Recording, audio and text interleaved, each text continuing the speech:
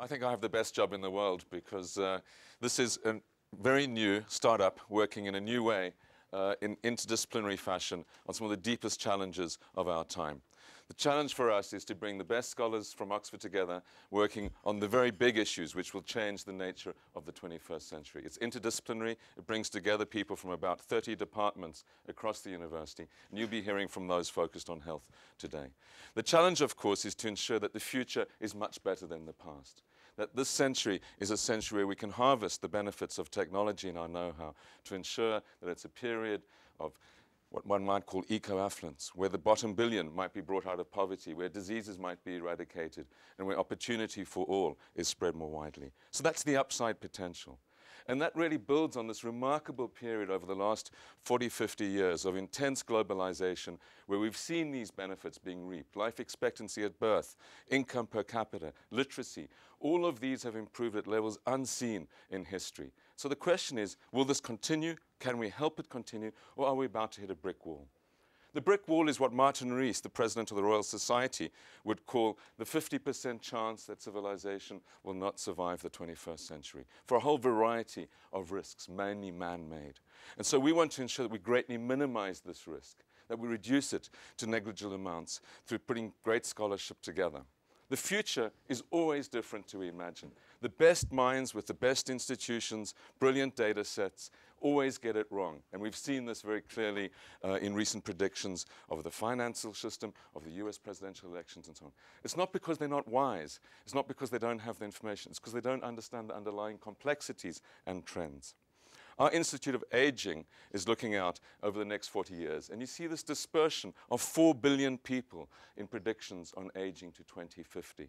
And that's because the underlying fertility drivers and longevity drivers aren't properly understood, coming down dramatically and changing very rapidly. So our Institute of Aging works on this and works with governments like the Korean government to think about what are the implications of this for pensions, retirement ages, labor force participation, education, and other systems. They're also looking at migration issues with our Institute of Migration.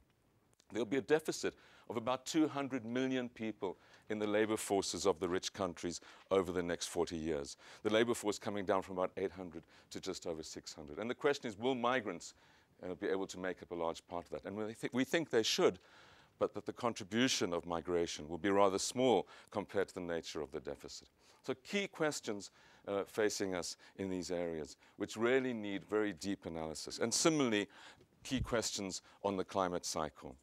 We have very deep work going on oceans, on tropical forests, on energy and transport. And what it's demonstrating is that we really don't understand the detail. And the detail is important if we're going to start doing, for example, geoengineering on the oceans. In the area of transport, we're developing cars that can do 1,000 kilometers a liter. But will they be adopted by society? Will they be usable? How do you integrate them into the economics? Is part of the question an interdisciplinary school can offer. So this is a combination of engineering, business, and the many broad areas of interdisciplinarity in the school. Much of this opportunity is driven by technology. Computer chips have increased 1 million-fold over the last 20 years in terms of what you can get for the same price. Absolutely remarkable. But with this comes new potential as well as risk. The interdependence of globalization has been given by technology, but it also has brought new fragility. This interdependence brings complexity and new systemic risk. And so what we see is the need to manage in very different ways, to think differently, to think in terms of complexity and systemic systems, bringing together interdisciplinary teams. That is why we're trying to work out of the silos and bring people together from different departments. They're expert in what they do. They're drilling deep, but they also come together in different ways. It's only by this coming together and thinking in new ways that we believe that many of these challenges and opportunities of the 21st century will be addressed. It has to be done in new ways, and the school is attempting to do this.